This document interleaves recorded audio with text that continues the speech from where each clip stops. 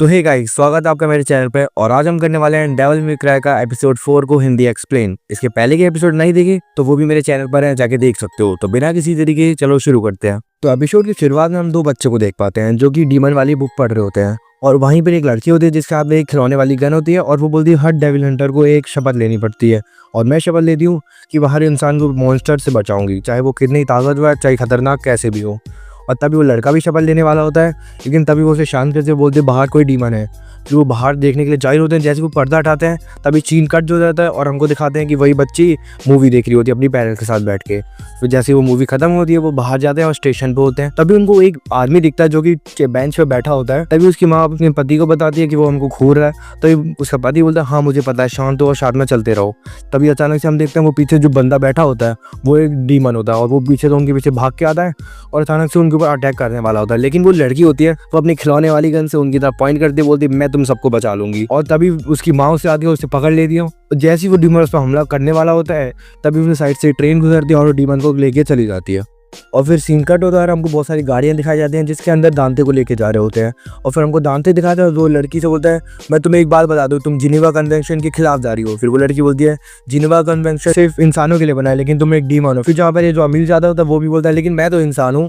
फिर वो लड़की बोलती है तुम्हारे बारे में हम बताएंगे तो वो लोग समझ जाएंगे। फिर वो उनकी बातें ऐसी चलती रहती हैं। फिर वो लड़की पे किसी का कॉल आता है और बोलते हैं हमारे नए हथियार कैसे लगे। वो बोलते हैं नए हथियार तो काफ़ी अच्छे हैं लेकिन अगर लड़ाई से पहले उसको यूज़ करने का बता दिया जाता तो और भी अच्छा रहता। फिर वो बताते हैं ये हथियार अभी प्रोटोटाइप है, इनको अभी यूज़ नहीं कर सकते। फिर हमको दिखाते हैं कि दांते के जूते में कुछ बना होता है। फिर वो सोचता है अब मैं शायद उससे बच सकता हूँ। फिर वो अमीर जादे को बताते हैं कि अगर हम नीचे देखें तो हमको सब दिख जाएगा कि हमको कैसे भागना है। फिर वो बोलता है तुम ज़्यादा सोचो, हम यहाँ से बाहर नहीं निकल सकते, तुम हार मान लो दांते। फिर दांत उसको एक लात मारता है और फिर उसको भी दिख जाता है कि उसके जूते में कोई पिन टाइप की होती है, वो सोच रहे होंगे इससे कुछ खोलने के लिए। फिर तभी वो लात मारता है तो वो लड़की देखती है और फिर लड़की बोलती है ये लोग ज़्यादा ही मजे कर रहे हैं। फिर अपने गाड़ी में से कोई बटन दबाती है और उनकी पूरी गाड़ी में आग सी लगने लग जाती है, मतलब फ्लेम आती है। फिर दांते के कपड़े में भी आग लग जाती है। फिर वो इधर से उधर भागने लगता है और जो आग की फ्लेम आई थी इसकी वजह से वो सारे हिलने लग गए थे, जिससे जो ड्राइवर बैठा हुआ था उसका भी बैलेंस बिगड़ जाता और गाड़ी इधर से उधर होने लग जाती। और फिर वो लड़की को बताता तुमको ये करने से मुझे बता तो देना चाहिए था। फिर वो कोई बटन दबा दिया और दांते को कोई रस्सी वजह था, पीछे से अचानक धक्का लगता है और वो पीछे खिंच जाता है। और तभी सीन चेंज होता है और हमको वो दूसरी गाड़ी दिखाई जाती है जहाँ पे वो साइंटिस्ट उस मेटल को चेक कर रहा होता है। वो मेटल से बताता है हाँ ये उसी का आधा मेटल है, इसकी वजह से सारे डीमन आ पाएंगे वगैरह वगैरह, ऐसे सारी बातें बता रहा होता है। और उसके बाद सीन चेंज हो जाता है और लड़की पे वाइस प्रेसिडेंट का कॉल आता है और वो उसको बताता है कि मुझे वो दांते से बात करनी है।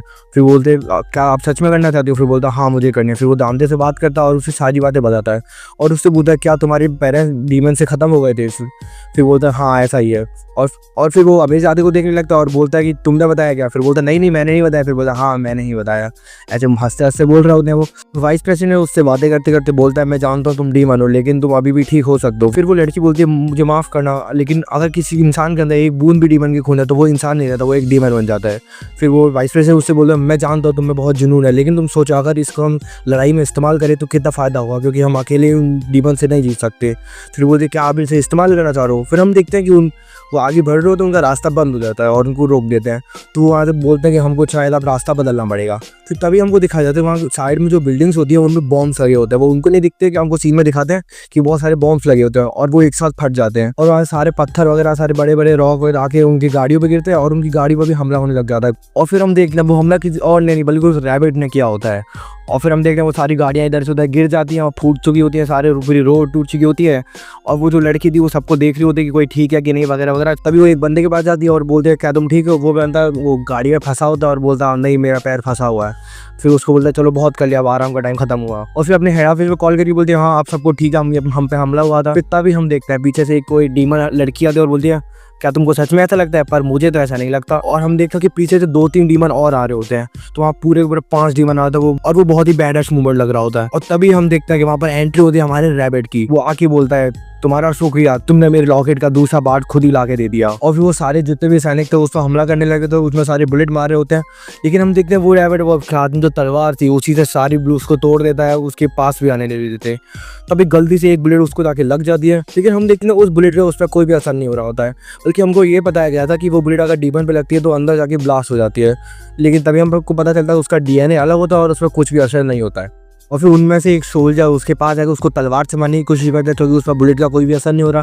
लेकिन रैबिट अपनी एक तलवार घुमाता है और वहाँ के जितने भी बंदे थे वो सारे के सारे वहाँ से उड़ जाते हैं। और फिर वो मेन जगह पे जाता है जहाँ पर वो लॉकेट होता है और वहाँ के सारे कैमरे तोड़ देते हैं। और फिर हमको वाइस प्रेसिडेंट का दिखाया जाता है, वहाँ पर उसे कुछ भी नहीं दिख रहा होता। तभी उसके पीछे से लोग आते हैं और बोलते हैं हमको आपको एक सुरक्षित जगह पर लेके जाना पड़ेगा, यहाँ पर खतरा है। और फिर हमको वो लड़की दिखाई जा रही है, वो अकेले ही 5 डीमन से लड़ रही होती है और वो सब हावी पड़ती रहती है। फिर वो डीमंस आपस में बात करते हैं कि हमारा यहाँ आने का फायदा है क्या जब हम एक छोटी सी लड़की को नहीं मार पा रहे। और उसका हमको दिखाया जाता है वो रैबिट को ना, जो एक बंदा था जो कि रैबिट के चंगुल से बच के आता, वो लॉकेट को लेता है और उसकी तरफ फेंक देता है और बोलता है कि मुझे ये सब करना ही पड़ेगा क्योंकि मेरी बेटी इसी कब्जे में है। फिर साइंटिस्ट बोलता है लेकिन अब दुनिया खत्म हो सकती है। फिर बोलता है दुनिया को बचाने का क्या ही फायदा अगर मैं अपने परिवार को नहीं बचा पाया तो। और हम देखते हैं फिर वो दोनों लॉकेट को जोड़ देता और वहाँ पे कुछ बड़ा सा धमाका टाइप का होता है और ब्लू लाइन से आ जाती है पूरे में और सारे डीमन बोलते हैं आखिरकार अब ऐसा हो गया। और फिर वो साइंटिस्ट और रैबिट से बोलता है तलवार और लॉकेट अब तुम्हारे पास है तो तुम इसको खोल क्यों नहीं रहे हो, मतलब उसने अभी वो गेट को नहीं खोला जहाँ से डीमन आ सकते थे। फिर बोलता है अरे साइंटिस्ट मुझे तुझसे ज़्यादा उम्मीद थी। फिर वो बोलता है इसका मतलब कोई भी कोई एक हिस्सा बचा हुआ है। फिर वो रैबिट बोलता है हाँ आपकी ना तुम्हें समझदारी के बाद। और फिर वो साइंटिस्ट उसके बाद कीबोर्ड से उस पर हमला कर रहा होता है, तभी वो उसके पेड़ में तलवार घुसेड़ देता है और वहीं रुक जाता है।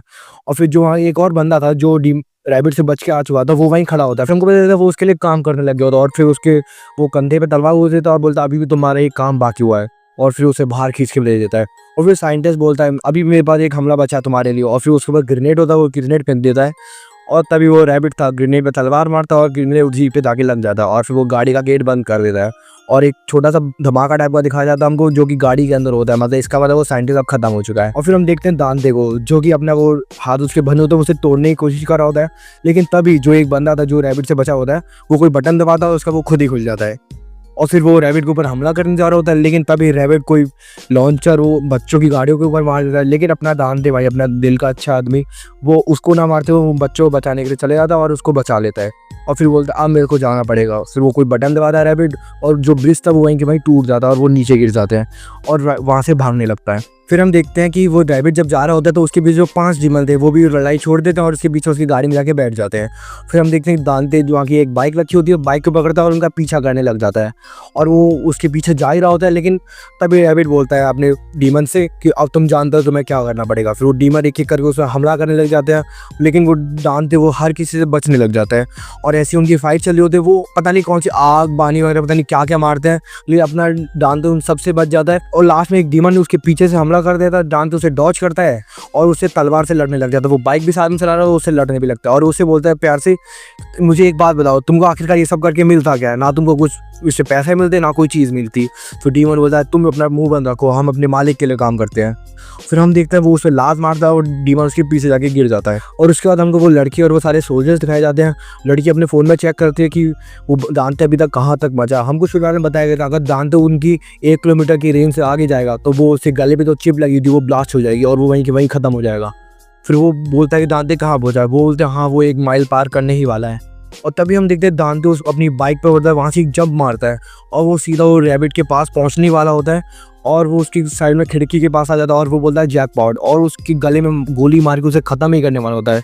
लेकिन तभी 1 माइल डिस्टेंस पूरी हो जाती है और उसके गले में ब्लास्ट हो जाता है बहुत गंदा वाला और वो वहीं के वहीं गिर जाता है। और तभी रैबिट गाड़ी रोकता है, उसके पास आके बोलता है मुझे लगता है तुम्हें अभी और उकसाना पड़ेगा। स्पार्टा के बेटे, इस समय ये पता लगा कि वो दांते स्पार्टा का बेटा होता है। जो तलवार हमको शुरुआत में दिखाई गई थी जिसका नाम स्पार्टा था वो उसका बेटा होता है। और फिर हमको उन सोल्जर्स का सीन दिखाया जाता है, वहाँ एक डीमन होता है जो पानी वाला होता है। वो बोलता है मुझे अपना हमला करने के लिए किसी इंसान की जरूरत पड़ती है, तो बोलता है मुझे तुमको जिंदा रखना ही पड़ेगा। और फिर उनमें से वो पास जाता और एक को गोली मार देता, बोलता हाँ जरूरत पड़ेगी लेकिन सिर्फ एक की। फिर वो उसका रूप बदल देता है और फिर इसी के साथ हमारा ये वाला एपिसोड भी खत्म होता है। अगर आपको ये वाला एपिसोड अच्छा लगा हो तो मुझे लाइक करना, शेयर करना, कमेंट कर देना आपको इसका कौन सा पार्ट सबसे अच्छा लगा होगा। और अगला एपिसोड चाहिए तो उसके लिए भी कमेंट कर देना, मैं जल्दी जल्दी इसका नेक्स्ट एपिसोड लेके आ जाऊँगा। और मेरे चैनल को भी सब्सक्राइब करना ना भूले। So thank you for watching, sayonara.